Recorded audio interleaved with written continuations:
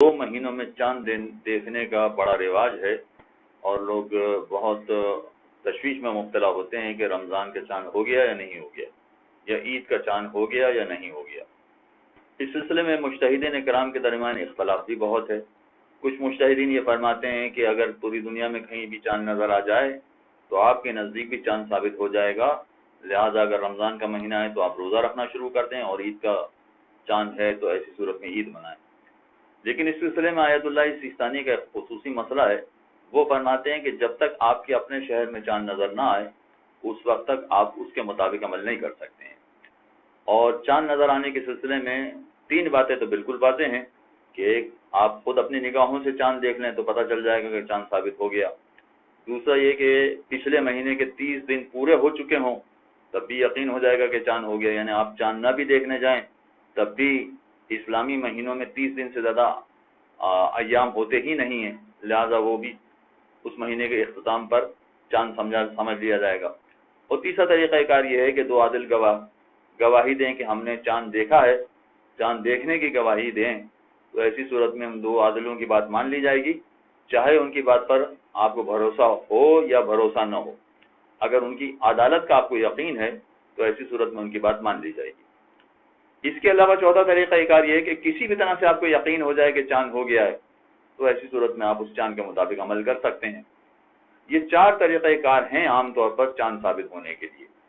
اب اس سلسلے میں آیت اللہ سیستانی نے خصوصی بات یہ کہی ہے کہ اگر فرض کیجئے کسی اور مقام پر چاند نظر آتا ہے اور آپ کے یہاں چاند نظر نہیں آیا ہے تو ایسی صورت میں کیا ہمارے یہاں عید مانی جائے گی یا رمضان کا روزہ شروع ہو جائے گا یا نہیں؟ اس سلسلے میں فرماتے ہیں کہ اگر 2 علاقوں کا افق ایک ہو تو ایسی صورت میں آپ کے یہاں چاند ثابت ہو جائے گا۔ پھر افق ایک ہو، اس کی تشریح میں مجتہدین میں اختلاف ہے، الگ الگ تشریح کی جاتی ہے۔ افق ایک ہونے کا مطلب بھی ایک ہی فارمولہ نہیں ہے، ایک ہی طریقہ کار نہیں ہے۔ آیت اللہ سیستانی کے یہاں افق ایک ہونے کا مطلب یہ ہے کہ اگر کسی شہر میں چاند نظر آتا ہو تو ضرور آپ کے شہر میں بھی وہ چاند نظر آئے۔ اگر ایسا ہے کہ اگر کسی دوسرے شہر میں نظر آ رہا ہو تو آپ کے شہر میں ضرور چاند نظر آئے گا، تو اس کا مطلب یہ کہ اس شہر کا اور آپ کے شہر کا افق ایک ہے۔ فارمولہ اس کا یہ بنا کہ اس شہر میں اگر چاند نظر آئے تو ضرور آپ کے شہر میں چاند نظر آئے گا، تو یہ کہلائے گا کہ ان 2 شہروں کا افق ایک ہے۔ مگر اس میں بھی یہ بات ہے کہ کبھی عین ممکن ہے کہ افق ایک ہو اور کبھی ایک نہ ہو، اس لیے کہ چاند کی کیفیتیں الگ الگ ہوتی ہیں۔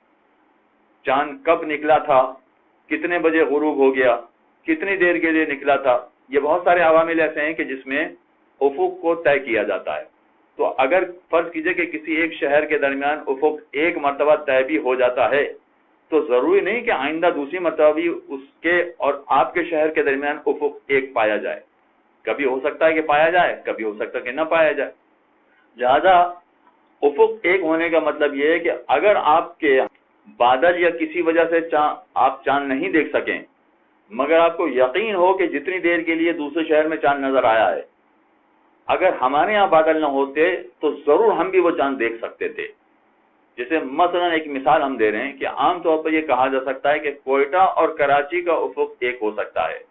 اگر کوئٹہ میں چاند نظر آئے تو عام طور پر کراچی میں چاند نظر آتا ہے، مگر اگر فرض کیجئے کہ لاہور میں چاند نظر آئے تو کراچی والوں کے لیے چاند ثابت ہو، یہ ضروری نہیں ہے، یا پشاور میں چاند نظر آئے تو کراچی والوں کے لیے چاند ثابت ہو جائے، یہ ضروری نہیں ہے۔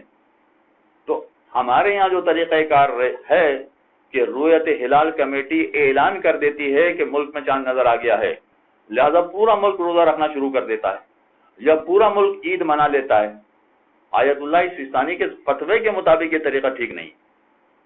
ان کا فتویٰ یہ ہے کہ اگر آپ کے اپنے شہر میں چاند نظر آئے یا اس شہر میں چاند نظر آئے کہ جس کا اور آپ کے شہر کا افق ایک ہو، تبھی آپ کے ہاں اس چاند کے مطابق عمل کرنا پڑے گا۔ یعنی ممکن ہے کہ ہم کہیں کہ لاہور میں چاند نظر آ گیا ہے تو کراچی والوں کے نزدیک ثابت نہیں ہوگا، یا پشاور میں چاند نظر آ گیا ہے تو کراچی والوں کے نزدیک ثابت نہیں ہوگا۔ لہذا اگر کراچی والوں کے نزدیک ثابت نہیں ہوا تو ان پر روزہ رکھنا فرض نہیں ہوگا یا ان پر عید منانا لازمی نہیں ہوگا۔ ان کو اپنے شہر کے اعتبار سے دیکھنا پڑے گا یا اپنے افق کے اعتبار سے دیکھنا پڑے گا اور اس کے مطابق چاند کے طریقے پر عمل کریں۔ تو صلی اللہ علیہ